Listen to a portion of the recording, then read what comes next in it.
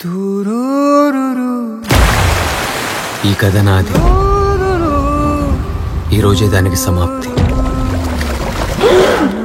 ఖైదీ number 299 తప్పించుకున్నాడు. ఆ రోజు జైలర్ నుంచి ఫోన్ వచ్చింది. Jailer గిరిగి sir.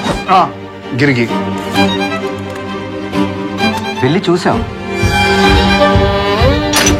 వేసిన తాళం వేసినట్టే ఉంది. ఆర్స్ కూడా కట్ చేయలేదు, గోడ కూడా పగలకొట్టలేదు. చుట్టూ 20 అడుగుల గోడ, ఆ పైన కరెంట్. బాగానే ప్లాన్ చేశాడు. అసలు ఎలా ప్లాన్ చేశాడ్రా? ఆ డైరీలో ఏముంది సార్? చెప్తే నమ్మరు మీరు. ఈ సృష్టిలో చాలా మిస్టరీస్ ఉన్నాయి. మా సార్ అలాంటి ఒక మిస్టరీ వెనకాల పడ్డాడు.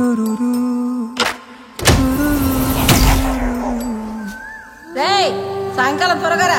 నీకు రావు సారే కాదు, ఇంట్లో నేను ఉన్నా. వెళ్తున్నావుగా, అమ్మ కాళ్ళకి నమస్కారం చేసుకొని పోరా, మంచి జరుగుతుంది.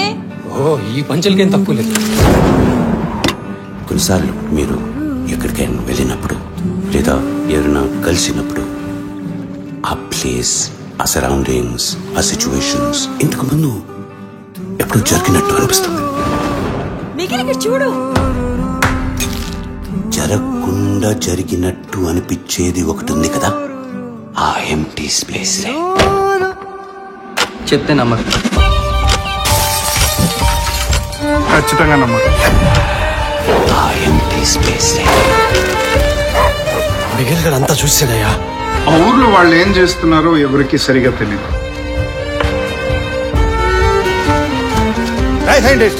బయటికి ఒక చిన్న పొరపాటు. ఈ ఊరే ఉన్నాడు అప్పు సొత్తా. ఆ ఎంప్టీ ప్లేస్. నాకు తెలిసేది కొంచెం కష్టమే, కానీ ఇది మనం చేయాల్సిందే శారద. ఎందుకంటే జరిగింది నమ్మడానికి ప్రపంచం ఇంకా సిద్ధంగా లేదు. సార్, వాళ్ళకి ఆడి క్రైమ్ స్టోరీ వద్దంట. ఆడి జైలు నుంచి ఎలా తప్పించుకున్నాడు అని అడుగుతున్నారు. ప్లానా?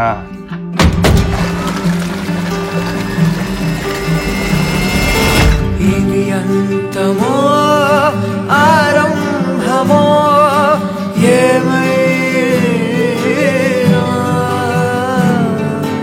ఈ జ్ఞాపకం పదిలం కదా దాచేసుకో.